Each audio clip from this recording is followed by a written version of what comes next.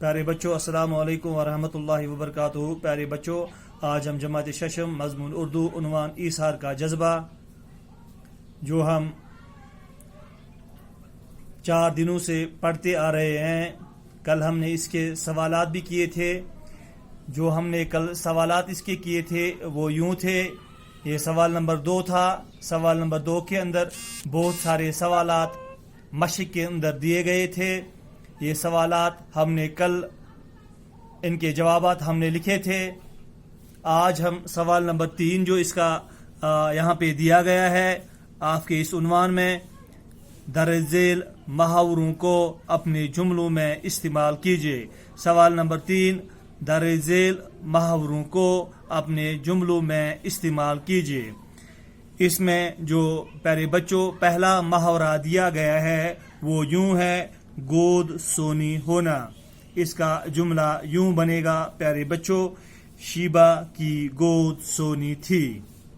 مختصر کے طور پر اس کا جملہ یوں بنے گا، شیبہ کی گود سونی تھی۔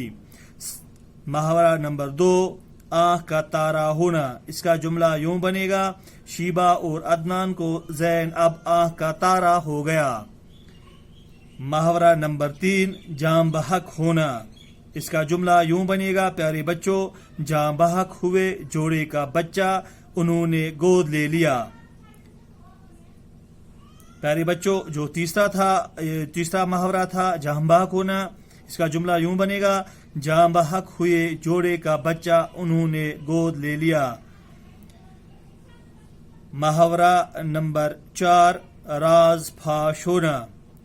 اس کا جملہ یوں ہے، آخر کار زین کے سامنے راز فاش ہو گیا۔ محاورہ نمبر 5، کان پر جون رینگنا۔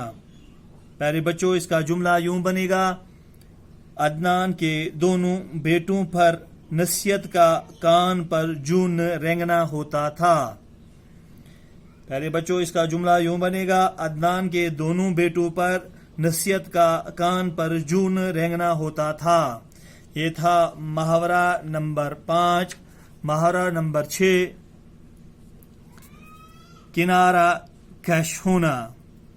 اس کا جملہ یوں بنے گا، زین گھر سے کنارہ کش ہونے پر مجبور ہو گیا۔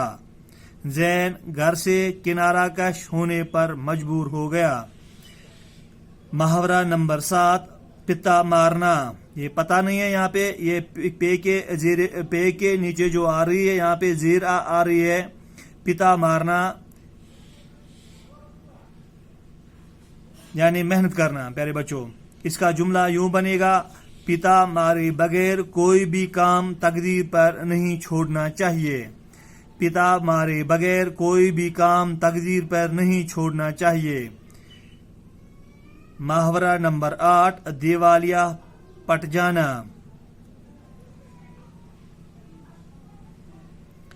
عدنان کے دیوالیہ پٹ جانے کا سبب ان کے دونوں آوارہ بیٹے تھے۔ جملہ یوں بنے گا، عدنان کے دیوالیہ پٹ جانے کا سبب ان کے دونوں آوارہ بیٹے تھے۔ محاورہ نمبر 9، کفارہ ادا کرنا۔ جملہ یوں بنے گا، غلطیوں کا کفارہ ادا کرنا شیبہ کے حق میں ہی تھا۔ اس کا جملہ یوں بنے گا، غلطیوں کا کفارہ ادا کرنا شیبہ کے حق میں ہی تھا۔ محاورہ نمبر 10، نظر کرنا۔ زین نے اپنا گردہ باپ کی نظر کر کے اس کی جان بچائی۔ جملہ یہی بنے گا جو میں دوبارہ دہراؤں گا آپ کے سامنے۔ پیارے بچوں، زین نے اپنا گردہ باپ کی نظر کر کے اس کی جان بچائی۔ محاورہ نمبر 11، ہاتھ سے جانے نہ دینا۔ زین اس سعادت کو ہاتھ سے جانے نہیں دینا چاہتا تھا۔ ہاتھ سے جانے نہ دینا، زین اس سعادت کو ہاتھ سے جانے نہیں دینا چاہتا تھا۔ محاورہ نمبر 12، پیارے بچوں یوں ہے، باغ باغ ہونا۔ اس کا جملہ یوں بنے گا، اپنے ساس سسر کو دیکھ کر زین کی بیوی باغ باغ ہو گئی۔ پیارے بچوں باغ باغ ہونا، اس کا جملہ یوں بنے گا، اپنے ساس سسر کو دیکھ کر زین کی بیوی باغ باغ ہو گئی۔ پیارے بچوں، یہ تھے چند محاورات جن کو ہمیں جملوں میں استعمال کرنا تھا۔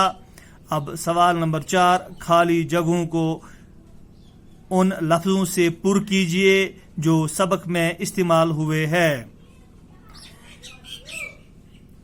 نمبر 1، چند ہی دنوں کے اندر گھر کی ڈیش ڈیش بدل گئی۔ چند ہی دنوں کے اندر گھر کی فضا بدل گئی۔ نمبر 2، شیبہ کی توجہ اپنے بچوں پر ڈیش ڈیش تھی، مرکوز تھی۔